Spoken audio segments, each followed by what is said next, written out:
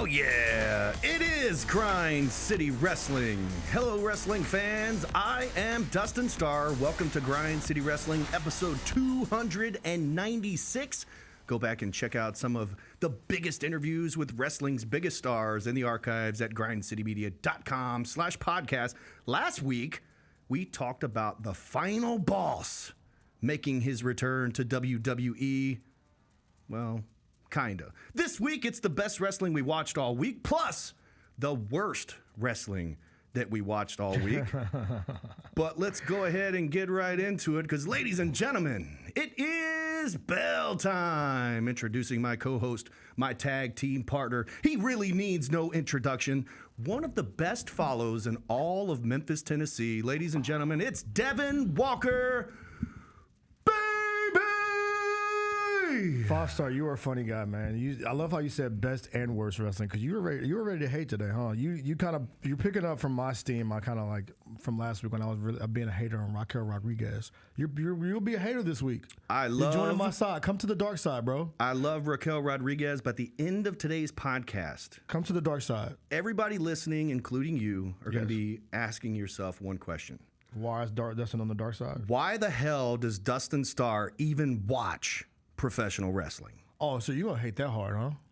You finna hate hard. Look, I was sitting at Dave and Buster's, watching AEW WrestleDream. What do you call it? What do you call it? A mountain of beer? A mountain of beer. Yes. I can tell you stories about this beer. Dustin loves mountain of beer, y'all. But my thumbs just went absolutely crazy. Why were your thumbs twitching? I couldn't stop tweeting. Oh, you're aggressively tweeting. I may or may not have had to go back and delete some. You deleted some tweets? I might have. Oh, are you doing the Jamie Foxx? I guarantee you don't know what that means. I don't know what that means, but I'm in a very weird situation. There's a song about that. Where I work with a lot of the people that are on that show. Oh, no. So I'm thinking. I don't know if these tweets are such a good idea, but I'll talk all about it right here today. You're blaming it on the alcohol, huh? On the Be sure to follow Devin alcohol. There you on go, Twitter. 5-star, let's go. He danced last week. This week he's singing. Let's go. I love Devin _Walker 2. You can go ahead and follow him. He is Devin the Interviewer. Yeah. Ho! Yeah. Want to speak on that? Call me the interviewer. So this week is wrestling night for Memphis Tigers, right? This main right here, folks. So you know me as being a capital J journalist. This main right here. I am a capital J journalist. He asked Coach Silverfield. I did. I had to. What wrestler do you think the Memphis Tigers football team is more like? Yeah. And I think he kind of stumped him. I think I stumped him. I think he was prepared for aggressive football questions about being in the trenches and kicking and why the receivers can't catch and why is this team not doing this. But USA! The interviewer, I'm here to throw everybody off. And I asked him the question. If you see the video, he stops. He freezes. He grabs the podium. He's confused. Literally. And then Now, the easy answer is who? Jerry Lawler. Jerry the King Lawler. That's the easy one. Hey, the King, just like at Mid-South Coliseum, we fight from underneath. Yeah. We'll throw fire if we have to. He's from Memphis. We never give up. Yeah, but he dug deep. Man. He dug deep. Hacksaw Jim Duggan. Yes. He even mentioned the blue tights, 2x4. Ho! Only here, baby. Only here. So did you actually, speaking of 2x4s, did you give him the 2x4? Actually, Coach Silverfield, I have not seen him yet. I had no idea he was a Hacksaw Jim Duggan fan. And he might not be like the biggest Hacksaw Jim Duggan fan, but when you're asked a question at the podium about your team embodying a professional wrestler, and you say Hacksaw Jim Duggan, I mean, like, you've got to know something about Hacksaw. Did you send Hacksaw the clip? Because I know you got Hacksaw's number in your phone. That is actually a very, very good point. I will send that to Hacksaw Jim Duggan. You should do that. Absolutely, and I have a gift for Coach Silverfield the next time that I see him. You clip that, Luke. Clip it. Dustin has a gift for Ryan Silverfield. I have a gift for Coach. I can't wait. Hopefully, from Hacksaw Jim Duggan himself. Absolutely. All right, so I said at the top of the program that the final boss returned. Kinda. Yeah. Devin, when are fans going to get sick of this? And you know what I'm talking about. So I'm going to tell you this. What, the Rock like coming back and disappearing? We all waited till SmackDown. There was no mention other than a clip on Raw. We waited for SmackDown to see why did the final boss return at Bad Blood. So I'll tell you this. And you know what we got? Nothing. Nothing. I'll tell you this. This is why. This is why 5-star. We love nostalgia, right? Anything that connects us to the reasons why we love certain things, right? And The Rock is connected to the nostalgia of wrestling, the golden era, the peak, the pinnacle is what they call it, If you will. If you will.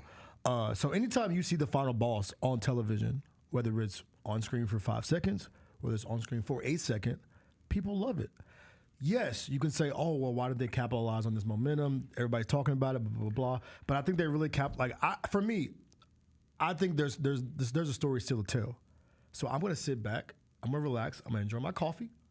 I am too. And I'm going to wait for them to tell this story. Because I believe at this point, if this was 3 or 4 years ago, then maybe I would be the one to be like, okay, cool. But I believe in this new regime of storytelling and who's in charge of WWE to tell this story the right way. I feel like you gotta give me a little bit more. I feel you.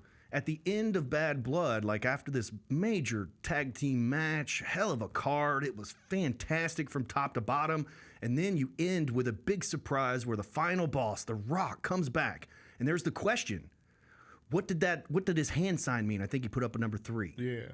Like, is he coming after Cody? Is he coming after Roman? And of course, Survivor Series happens in November, so that's coming up where we all think that we're going to get Bloodline versus Bloodline. But then we got nothing. Like, there wasn't even a tease of why the final boss was there. No, and that's the part I think that you're mentioning, because like you do that big tease and then you just act like it didn't happen, you know? Right. So that's probably like, I can understand where you're coming from, but I think this story is going to be a long form story. There is a part of this that I do not like. And I try not to be the Debbie Downer of the pod, which I am usually. Well, don't week. just hold my beer. Yeah. Give me just a minute. I'll pass the torch to you later on. Whew. But I think that and yes, I just mentioned them kind of telling the story, but I think the repetitiveness of how they're doing it, because Friday it was the same thing, right? Whether it's one of the guys getting beat up and then somebody else comes saves them, right? Like we've seen that probably like 4 weeks out of the last month. Well, we're finally seeing a little bit of a build towards Survivor Series. So that was my next point. So then you see the next Monday on Raw, which we'll talk about. You see Jimmy Uso go to Jay's locker room. It's like, yo, because you could at the end of that SmackDown, he tells Roman, "We need help." I love how we need help. These off microphone conversations are being picked up, yes. And it's like we're not supposed to hear it. And it's turned into storylines. Whether it's the Kevin Owens beating the hell out of Randy. I heard Vince Russo killing that. Vince Russo was hating that for some reason. He was like, "You mean to tell me that there wasn't a single camera around, bro?" and all that. No, man, I'm in it. This is different than anything they've ever done. Yeah. And I even thought maybe it was an accident at first where Roman said, "You called that play?" He said, "I called that play for you, Oos." Exactly. You called that play? And I kind of thought they were maybe just ad-libbing, but now the more that they do it and we're hearing these conversations that we're not supposed to hear, exactly, it just makes it more real. And then you have the promo Friday night where they're talking back and forth about it, and Roman's like, "Oh, yeah. No yeet." He's like, "Love it. We can have help from anywhere, but no yeet." I want to dig a little bit more into that. So I love, like I said, we talk about picking holes in it, but I think the way they're telling the story, piece by piece by piece, is going to come out crescendo. It's going to be dope as hell. There is no comparison. It's total opposites of how these two companies tell stories, AEW and WWE. Okay, so let's talk about the best wrestling that we watched all week. Before you go there, finish this real quick. When main event Jey Uso comes out and saves Roman and Jay, that pop. I'm gonna say it right now on this podcast today. The moment when main event Jey Uso, and I need you to clip this too. When main event Jey Uso comes out and saves Roman Reigns from the Bloodline or from whoever, that pop is going to be a top 5 pop in wrestling history. I'm stamping that right now, bro. It's total that family. That moment's going to be amazing. You've got the bully, the leader, Roman Reigns, who bullied Jimmy and Jay, right? Then when the Empire has finally fallen, guess who it is that's there to pick up the pieces and to help Roman Reigns out? Main event Jey Uso. It's the family. Because he's doing I'm standing on my own. I got the Intercontinental belt. I'm fine. I'm cool. But Jimmy's like, bro, this is family, bro. I need you. The main character needs help. And where better to get it from his family and those quote-unquote secondary characters in the story? Now Jimmy and Jay are going to lift Roman Reigns back up. Yep. and then Bloodline versus Bloodline. I really, really love it. And it works really good because it's family, because we've all been mad at our family, right? For sure. But guess what happens at the end of the day? We're all hug it out. All going to hug it out. All right. Best wrestling of the week. Best wrestling that you watched all week. Okay. I'm going to go. I know you're going to probably shit on WrestleDream, which is fine. I've got Friday Night SmackDown. I've got it ready. Friday Night SmackDown was decent. Raw was probably one of my least favorite Raws they've done in a while. Even with the end where you have the tease with Tiffany Stratton doing the she beats the hell out of Liv. Oh, not Liv. She's gonna cash in on Nia. Nia Jax beats the yeah, exactly. She's gonna cash in on Nia. So Nia beats the hell out of Liv, and Nia's like, "Yo, cash in," and then Dom comes in and saves the day. That was cool. Also, I gotta do it. Week 2 in a row. Raquel Rodriguez, go away. You are a fake ass Rhea Ripley. Go away. Can I throw something in there real quick? Don't care about your back muscles, but go ahead. Okay, it's not her fault, but they're one of the same thing. There is a tag team match where you have your muscle. Yes. Your bodyguard. Why would you get in the ring with Rhea Ripley first? And she's doing the same exact thing. Wade Barrett literally on commentary called it out and was like, I don't know how smart this is. You got your bodyguard sitting on the apron while you start the match with Rhea Ripley. Let's remind you folks, Liv had to get a bodyguard to protect herself from Rhea Ripley. Why is she getting in the ring with her in this tag team match? It just made no sense. So that was weird. That's fine. Whatever. Tomatoes. The Raw was whatever. They're going. You can tell that these 2-hour Raws are gonna have to get adjusted a little bit because they're packing a lot. Yes, and just like packing a bowl. You know how I go. I know you know all about that. You know all about pack. If you pack more of a blunt kind of guy. If you pack a blunt too much, sometimes some things spill over. You feel me? Shout out to my guys. I think we just got canceled. No, we did not. It's fine. But my best wrestling of the week. Sorry, guys downstairs. My best wrestling of the week is not in a ring. It is not on a wrestling show. I'm going to go over to Twitch. The GOAT himself, John Cena. Cena.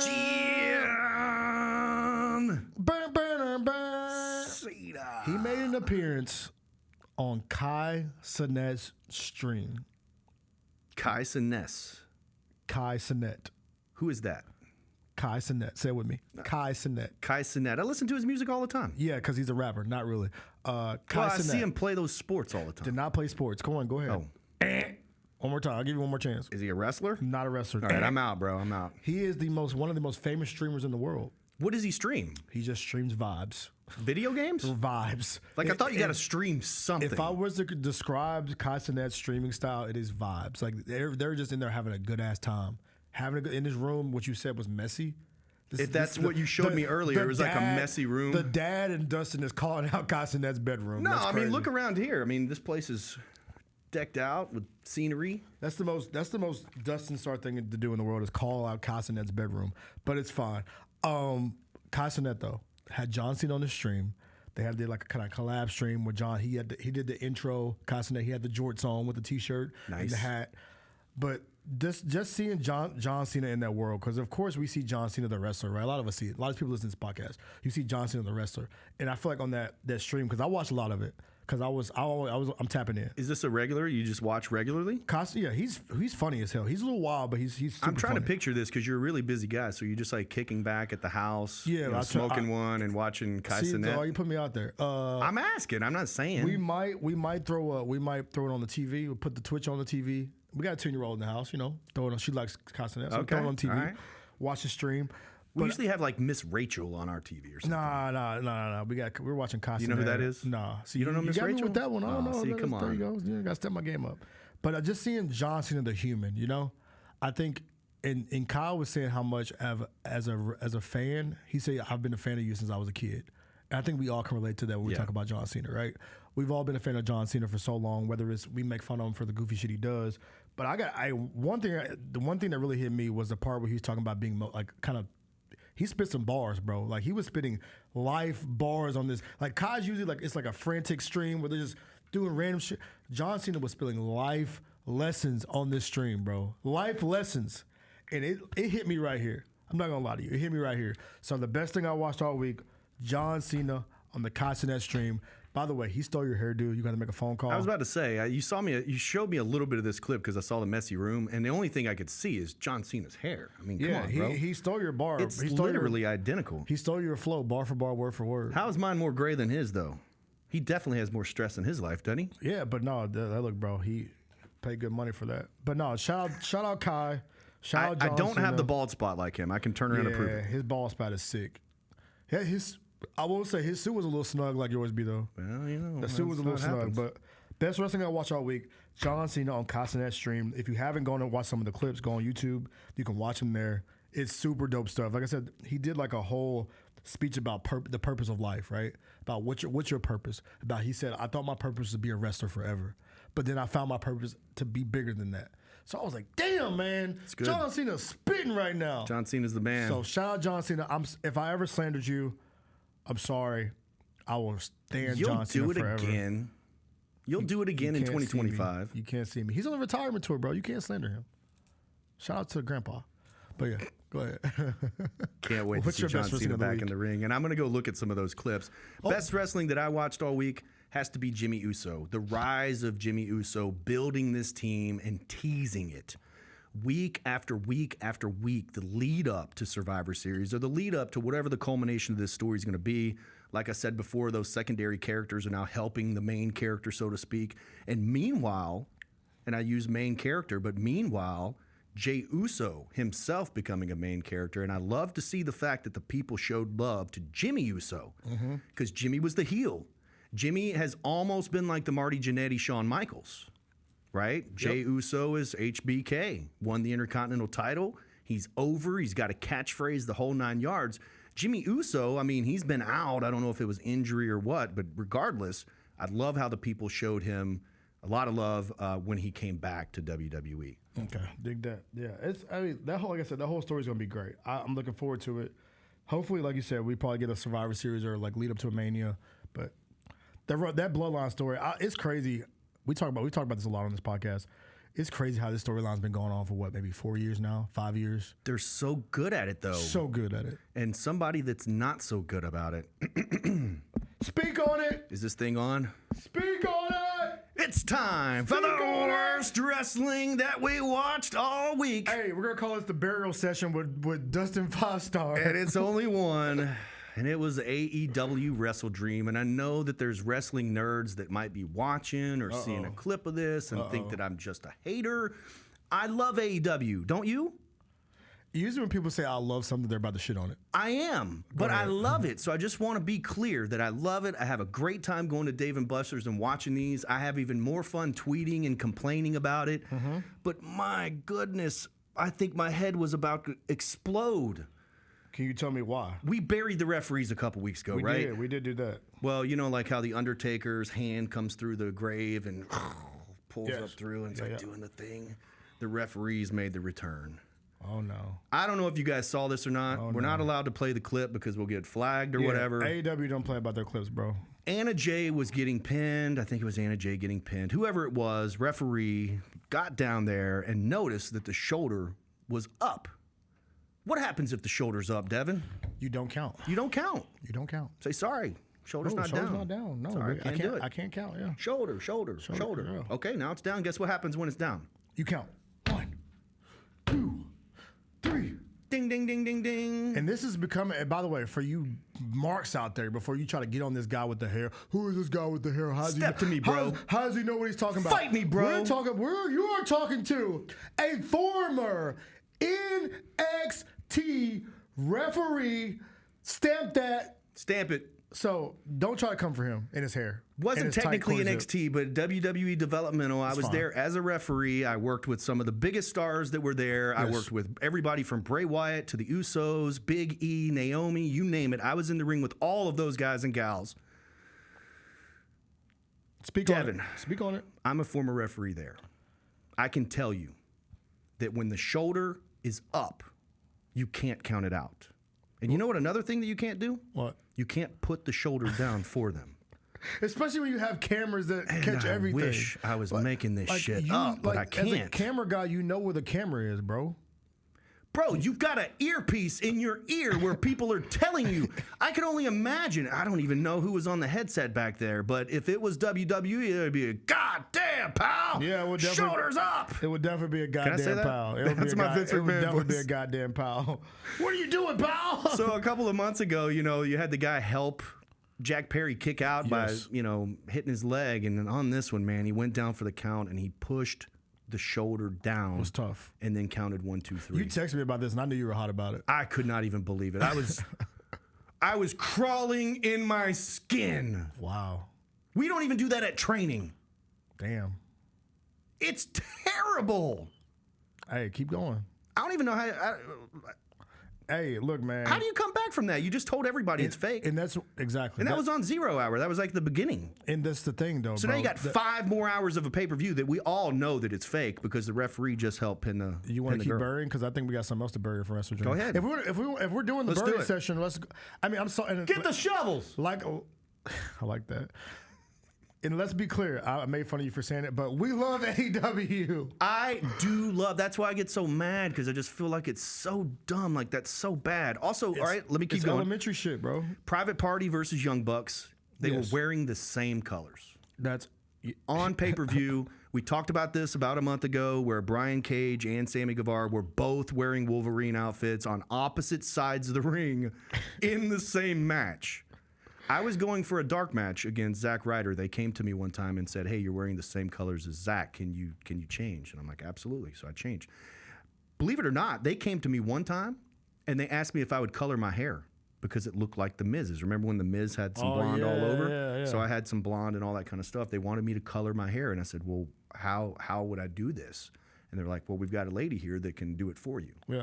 I'm like, just point me in the right direction. Do it? I did not. They did not make me do that. That's hilarious. But I think that is probably that's how far WWE goes in production. Like exactly. you cannot. It'd be like the Grizzlies wearing the same color uniforms as their opponents. We did do that one time. Do you remember this? Oklahoma City. I don't. Oklahoma City. That. You don't remember? They both came out in white. Oh, I would not be able to follow it. And the equipment guy. Shout out to my dog Corey McCain, great guy.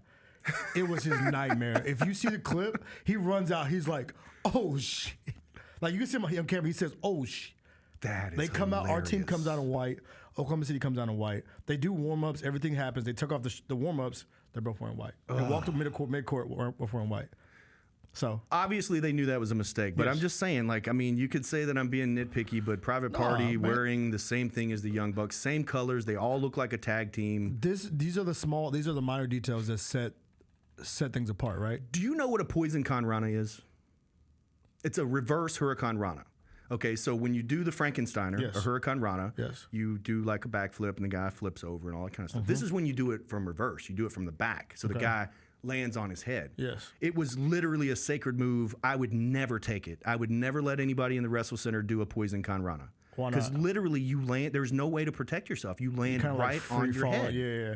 So you're doing a backflip and landing almost like a pile driver on your head. Yeah. I swear to God, I must have seen 20. Oh, yeah, they love that. Every single match had a Poison Con Rana in it. And it just makes it feel like the Canadian Destroyer, like a devastating move. It is insane how, by the way, this is perfect. But they all do it. This could be a whole discussion too. How wrestling has normalized. Shout out Petey Williams. How wrestling's basically, Petey Williams. They've made the Canadian Destroyer a generic move, bro. It's like a super kick. It's like a clothesline or a punch. Which this may be what we need to clip. How they've undoped the Canadian Destroyer. Like the first time I saw Canadian Destroyer, I was like, holy sh! Like, whoa! When he did that in TNA, I was like, oh sh! But now you go and watch AEW television, it's Will Ospreay did the Styles Clash. He's doing that, and I'm not liking it. By the way, that move will kill you too. I'm hating that. AJ Styles is the only one to do the Styles Clash. Like, I can't even believe it. It's kind of like the Canadian Destroyer. At first, it was Petey Williams. He came up with it. That's his move. Now everybody does it. Everybody does a Canadian Destroyer. Can we stop the Canadian Destroyer, guys? Where is Petey, by the way? Is he a producer for somebody? He might be a producer. Shout out Petey Williams, though, man. But no, you talk about the AEW and WWE stuff, and I think that's what separates the two, right? The little fine details. I know I complained about Raquel Rodriguez and her all black and whatever. I think that was a situation too. It was weird, but I think there's a little small minor things that WWE makes sure they hit. The AEW is like, all right, F it, we'll figure it out. Like the main event. Speak on it. So speak on it. I love the finish of the main event where Daniel Bryan loses, right? Mm-hmm. That's what Bryan wanted. He wanted to lose to Jon Moxley behind the scenes, all that kind of stuff. That's cool. Losing in your hometown, that's awesome. Having the crowd silent afterwards is awesome. Dope. That is really good heat because Jon Moxley's going to be there. He's going to be there and he's going to be the champion. And now we have really good reason to boo this man, right? But then when you have so many other people involved in it, like Wheeler, turning heel and putting the bag over his head. It's almost like, why?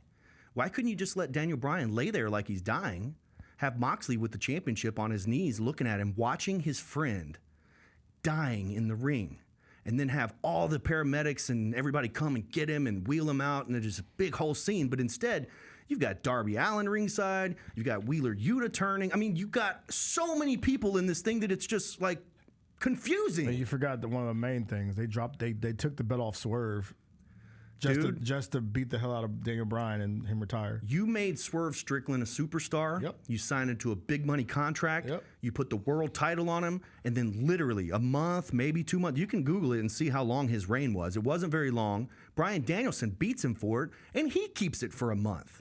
Why would you beat Swerve Strickland that fast after winning the title? Dustin's got questions, guys. Y'all need answers. Y'all need to give us the answers. Give me the answers. Tweet me. He wants to know. At Grind City Media. You can tweet me directly at Dustin Starr. I want it. Suckers gots to know. Oh, okay. That's great. There was a 2 out of 3 fall match that nobody cared about. I think WrestleDream as a whole, nobody cared about. Okada wasn't on it. Mercedes wasn't on it. They sold nothing in the triple threat. They did the Doomsday Device, the Road Warriors' old finish. Yeah. Old boy landed on his feet like it didn't hurt. Hey, bring back selling finishing moves. He's invincible Can we sell moves? What happened? Okay, this might be the most old man rant I might ever go on. No, I'm about to beat that one.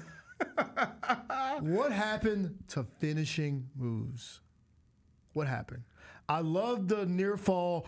1, 2. I love it. But then, come on, what happened to the finishing move? But when I was a kid, Dustin Starr, this is my old man. This is my waving my fist at the air. When I was a kid. When I was a kid, when I saw the pedigree, I knew the match was over. It was over. When I was a kid, when I saw the people's elbow or the rock bottom, the match was over. It was over. When Shawn Michaels tuned up that got banned, You knew it. I knew the match was over. Super kick. What happened? I don't know. It doesn't hurt anymore. It doesn't hurt anymore. All right, last thing I'll say. One of the last things I'll say. Adam Cole. Baby. If he's not shredded underneath that T-shirt, Oh, there's no chance. what's he been doing with his life? Eating cheeseburgers and hanging out with one of the most beautiful women in the world. Adam Cole, DMD. if you DMD. are not shredded under that T-shirt, what have you been doing with your life? Drinking cold beers and eating cheeseburgers. Bro. You were hating today, huh? You might get the Player Hater of the Year award today. there an I know award for y'all that? mentioned downstairs giving each other awards every show. I think we're just gonna pass back and forth the Hater of the week. Do we need a Hater of the Week championship belt? We need a Hater of the Week. They can make a graphic downstairs and put it under our name. They're Hater great of the downstairs. Week. Hater of the Week, and just They get to pick too, right? Y'all get to pick it downstairs. Who's the biggest hater of the week? I think we just found a segment of the show. Who's the biggest hater of the week? This week, I think you may be the one. One of my pet peeves is my idea is better than yours. Yes, and I feel like we should. If you don't have an idea at all. Yeah. Right? So to make this better, I've come up with a couple little quick fantasy booking ideas because we've been talking about building the Bloodline versus Bloodline. Yeah. Let me use this as an example. The New Day. How long have they been teasing Xavier Woods turning on Kofi? I think the situation with Odyssey Jones kind of kiboshed all that, right? But isn't it? It's still going. It's still good. How long and how many weeks are we going to see the build of the Bloodline with, Jimmy trying to recruit Jay and trying to talk Roman Reigns into it? I mean, we're already a couple weeks in and they're not even close to it, right? Yeah. Why not save Adam Cole's return for Dynamite? MJF just made his return, right? Him and Daniel Garcia are fighting it out. Why not leave that with heat? Let MJF's return actually mean something, and then just wait until Dynamite on Wednesday and have Adam Cole come back as a major surprise.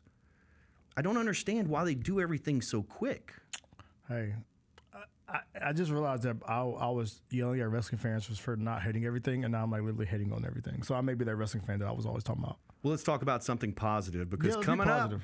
up on Memphis Wrestling. Oh my God, not the stuff from Motion. We have an absolutely loaded lineup coming up. Also tonight, if you guys are listening to this when it drops, Hoops for St. Jude's tonight. I'll be there for that.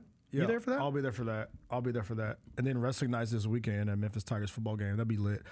One note before we get out of here, and I wish I would have mentioned it earlier, but the John Cena thing kind of overtook it.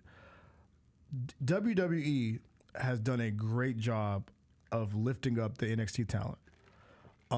You watch the St. Louis show? The CW network is loving this, brother. Yes, the way the WWE they're killing it. NXT beat all AEW programming combined. The way they made sure that CW show was a big show. You have Orton, you have main event Jey Uso. By the way, in this moment touched my heart. You got main event Jey Uso, you got Trick Williams in there. Yeet. Whoop that trick. Yeet, whoop that trick. Love yeet, whoop that trick. Yeet. Like that, those are organic moments with the crowd. Then you had every black superstar in the ring together, kind of standing on business, right?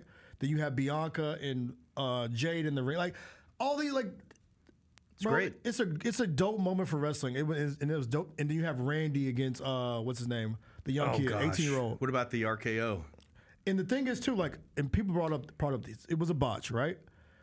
People brought up Randy being the OG who's lifting up young talent is a crazy, crazy turn. Because we know back in the day, if that was Randy, he would have been yelling at somebody for effing something up. There's no telling what Randy of old would have done. He hugged the kid and said, "Let me make sure I get his name right because I don't want to be an asshole." Javon Evans, who's going to be one of the next biggest stars. Young kid, he botched the RKO off the top rope.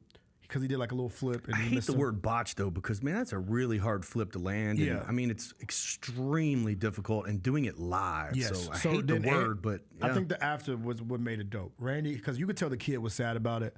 Randy goes up to him. It's okay, man. It's okay. Randy wasn't being the old head, bro. I'm like, I'm being sentimental today. I'm not being a hater today. But those are two moments in between all the black superstars being in the ring together, kind of in solidarity. Trick Williams and Jey Uso going back and forth. And then you have Orton kind of, Javon, come on, man, I got you. Even just being in that match anyway, a kid who just started wrestling a year ago. Storytelling at its finest. Amazing. So they definitely know how to position people. Yeah. So the NXT, man. All right, real quick, coming up, Hoops for St. Jude is tonight. There's a double header. I can't wait for that. October 27th, that's a Sunday. Mr. USA Tony Atlas is headed to Memphis Wrestling. Also, he'll be there with WWE legend Tugboat. November 17th, Butterbean is coming to Memphis Wrestling, and I'm going to try to get Butterbean on this podcast. I think it's easier to book these guys for Memphis Wrestling than it is to do a podcast. Why does everybody hate podcasting? No comment. I'm not even going to comment. I'm going to let you go crazy. November 23rd, Ghost River on Main Street. Memphis Wrestling's live there. And then November 30th, you'll love this. I want you in the house for this one. It's a Saturday, November 30th. It's during the day. It's Memphis Wrestling Stars of Tomorrow. It's our new training class. I was at the show last year. Getting their first opportunity to be on television in wrestling matches live in front of the Wrestle Center audience. You know what, Dustin? I give you shit all the time, man. But I will say, you do a damn good job of kind of giving these younger wrestlers exposure. Can we run that back real quick? Yeah, I'm never saying that again. Of kind of giving them like the platform, right? Because a lot of these wrestlers are younger. There are a lot of wrestlers that kind of like they don't know what it feels like to be on TV, right? Right. And you give them a platform, give them a place to train. You're on TV every week. There are a lot of people that are on TV every week. You've outlasted a lot of companies. We have not saying names. 291 episodes in a row that I've hosted. Because there's a lot of companies that pop up and they think, okay, I can do this wrestling thing. And you look up in a month or two or 3 months down the line, they're gone. There's companies that say, oh, well, he's just booking blah, blah, blah, blah, blah. But you look up, they have 25 people at their show. So for you, I'm going to salute you on that. I'm never ever saying that again on the show. You better clip that and save that. Never doing that again. But salute to you, man. Shout out to the Wrestle Center, man. All because I've met a lot of those from Mackenzie Morgan to Tim Bosby to Memphis Cena himself. He was there last night dressed as Brett Michaels. I met a lot of those people. So shout out to you, man. Salute to you. One day, though, I need you to put a photo of you on the wall. Because I remember I was around when this happened. And downstairs, I'm going to have to send y'all this photo for the next one of these random podcasts. Dustin Starr was a lifeguard. Yeah. There's a poster on the wall. Dustin. You had to be a kid. I was a child. Yeah, I was a youngin. I was a youngin. Poster on the wall with us being the lifeguards where I was tagging with Psycho Simon before he was Psycho Simon. Yeah. Anyway, we can't get any higher than that, so I'm going to step away now. That's all the time we got. Wait. After Devin's put me over big. I want to give one of y'all one thing before we get out of here. One thing from the John Cena thing, because I mentioned earlier in the show. He was talking about kind of like his purpose, and one of the biggest quotes is, if I can find it. Okay, internet's not let me be great. Never mind. I'll save it for next week. Please stand by. The internet's not let me be great. Come on. All right, well, that is all the time we got. Devin will save it for next week. I am Dustin Starr. He's Devin Walker, baby. And this was Grind City Wrestling. Oh, yeah. Yeet. Ho!